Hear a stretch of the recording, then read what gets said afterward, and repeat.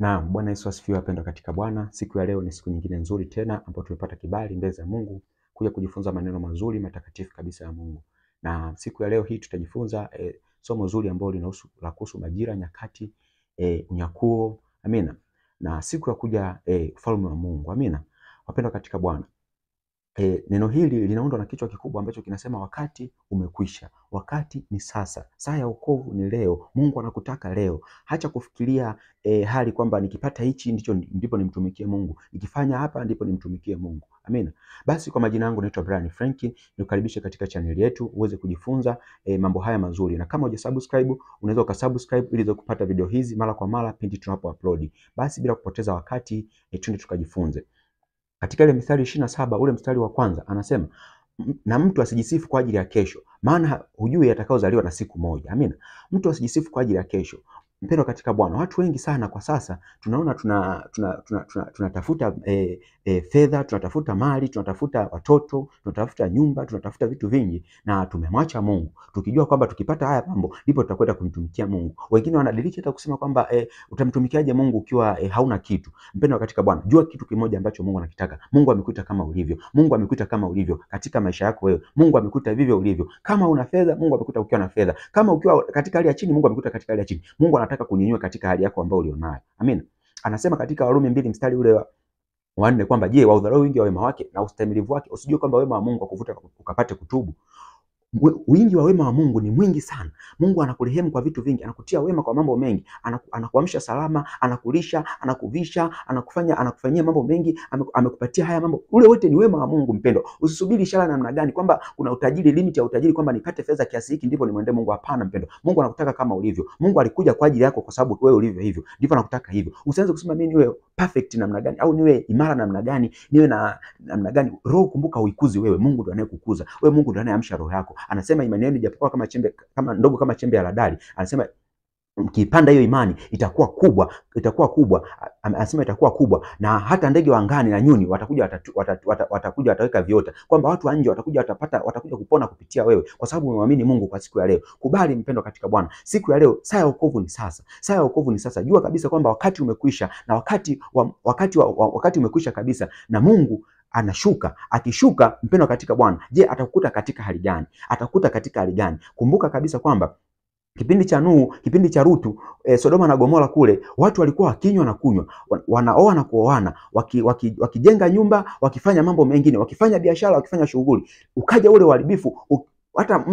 Hata Rutu alivyokuwa akiwaambia watu njoeni, Nuhu alivyokuwa naye akiwaambia watu jamani njoeni tumtumikie Mungu, wale watu walikuwa wanamkejeli, wanaona kama amepotea, hajui anachokifanya kwa sababu hawalikuwa wamezingirwa, wamefungwa na vitu vya namna hiyo. Wamefungwa na mali, wamefungwa na watoto, wamefungwa na wake, wamefungwa na waume, wamefungwa na familia, wamefungwa na vitu vyote. Ukaja uharibifu.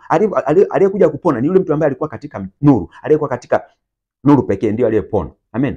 Anasema kwamba katika Luka 4 mstari wa ukisoma 18 mpaka wa 20 pale anasema Roho Bwana yu juu yangu. Bwana amenitia mafuta kuhubiri maskini habari njema, wanyenyekevu habari njema, wafungwa kufunguliwa kwao, kutangaza mwaka wa Bwana uliokubaliwa. Akasema na maandiko haya leo yametimia masikini mwenu. Alikoti chuo cha nabii Isaya 61.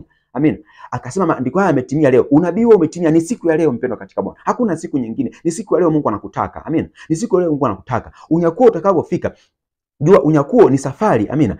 Unyakuo ni safari ambayo Wakristo wote wanaomtumaini Mungu kupitia Yesu Kristo, waliomwamini Mungu kupitia Yesu Kristo, wanaitumaini kuipata. Na hiyo safari itaambatana na kubadilishwa kutoka katika mwili wa nyama kuendea katika mwili wa roho, kuharibika au kufa kuvaa kutokufa. Amen. Anasema katika ile wa Korintho wa kwanza 15 ule mstari kuanzia 50 kusoma mpaka 58. Anasema kwamba mwili na nyama haviwezi kurithi ufalme wa mbinguni. Hii mwili yetu haiwezi kurithi ufalme wa mbinguni. Wala kifo hakiwezi kukaa katika ufalme wa mbinguni. Hakutakuwa na kufa. Maana ni umilele. Amina. Ni maisha ya milele kabisa. Anasema basi kwa maana hiyo itakuwa ni kwa dakika moja kufumba na kufumbua parapanda ya Bwana itakapolia. Anasema kuharibika kutavaa kutokuharibika. Amina. Kuharibika kutavaa kutokuharibika. Na anasema kwamba kufa kutavaa kutarithi kutokufa. Maana yake hatutakufa tena, hatutakuwa na uharibifu tena, bali tutaingia katika utukufu wa Mungu ambao ametuitia. Amen. Na itakuwa ni kwa dakika moja tu kufumba na kufumbua. Kwa hiyo mpendwa katika Bwana, jiulize kwa dakika moja. Wewe unavyowaza kwamba nitamtumikia Mungu jioni, nitamtumikia Mungu mahali fulani, nitamtumikia Mungu mahali fulani. Mpendwa katika Bwana, Paulo anasema kwamba imetupasa kumwabudu Mungu siku zote. Kwa sababu gani? Ni kweli kabisa, inatupasa kumwabudu Mungu siku zote. Siku zote tunachomaanisha ni kwamba kila wakati Mungu anakutendea. Maana Mungu anakuvumilia kwa mambo mengi, anakutendea kila wakati. Kwa hiyo muabudu Mungu kila wakati. Hakuna muda wa kupoteza, mpendwa katika Bwana. Hakuna muda wa kupoteza. Anasema wote mlioko juu, mliomwamini Mungu, msirudi chini. Mkakumbuka kwamba tulikuwa tumetoka sehemu fulani, tulikuwa tukafanya kitu fulani, msikumbuke. Mlioko katika kutenda kazi ya Bwana, simameni imara mkiwa mmesimama mnamtumikia Mungu.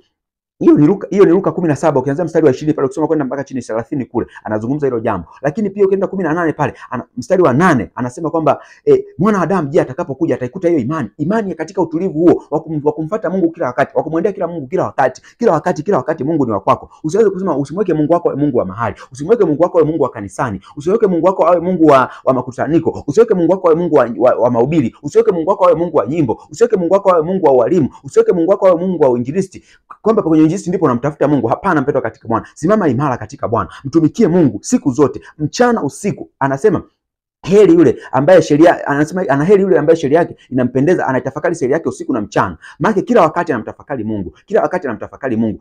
Yani Mungu yeye kwake ni kila kitu. Asubuhi, mchana, jioni yeye kwake anamtumikia Mungu. Amen. Basi mpendwa katika Bwana, kwa maana hiyo anasoma hata ile wa Thessalonike wa kwanza 5 mstari wa kwanza mpaka wa 8 pale. Anasema kuhusu majira na nyakati sina haja niwaandikieni, lakini mwajua kwamba siku ya Bwana haja kama vile mwivi. Siku ya Bwana inakuja kama mwivi anavyokuja kukuibia, kwa sababu haujui atakuja wakati gani, atakuja saa ngapi, atakuja dakika gani, atakuja sekunde gani, haujui. Kama haujui hivyo, ndivyo Mungu atakavyokuja kwako. Anasema sasa, unapo kama amani na shwari, ndipo ujapo uharibifu. Unapokuwa umeona kadiri kwamba hapa nimetulia, maisha yangu yanaenda hivi, anakuambia ndipo unapokuja uharibifu. Kwamba nategemea nifanye kitu fulani, ndipo unakuja uharibifu. Nikatembea kwa jirani, nikafanya hivi, ndipo unapokuja uharibifu. Mungu anasema unapokuwa umemwamini, utakavyorudi nyuma, ndipo utakapokuja uharibifu kwako, ambaye wewe umerudi nyuma. Lakini ambaye yule hajarudi nyuma, kwake ni utukufu, kwake ni ushindi, kwake ni neema, kwake ni andiko limetimia, kwake ni utukufu wa Mungu, kwake anaenda kulisi ufalme wa mbinguni, kwake yeye ni shangwe na sherehe, lakini kwako wewe ni kilio na kusaga meno.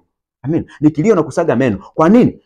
Anasema walio wa nuruni, tumekuwa wana wa nuruni, tena ni wana wa mchana, si wana wa usiku wala wana wa gizani. Basi siku hiyo haitatukuta kama mwivi. Kwa sababu hiyo basi sisi ambao tumekuwa wana nuruni na wana wa mchana, tumeshajua kabisa kwamba siku hii itakuja kwa wakati na muda ambao tusiojua sisi. Basi tuvae chepeo ya wokovu, tuvae chepeo ya wokovu yenye tumaini la wokovu. Hiyo chepeo maana yake helmet yenye tumaini la wokovu. Tukimtazama Mungu, helmet maana yake inalinda kichwa chetu, inalinda fikra zetu na elimu ambayo tumepokea Mungu, ili tuweze kuulisi ufalme wa mbinguni, tuweze kuingia katika pendo lake ambalo ni la ajabu. Mpendo katika Bwana, Mungu wa mbinguni akubariki sana, akulinde na kukutunza. Alijalie hiyo neema ambayo iko ndani ya maisha yako isife, mpendo katika Bwana. Na wewe ambaye hujaipokea hiyo neema, ichukue hii neema siku ya leo.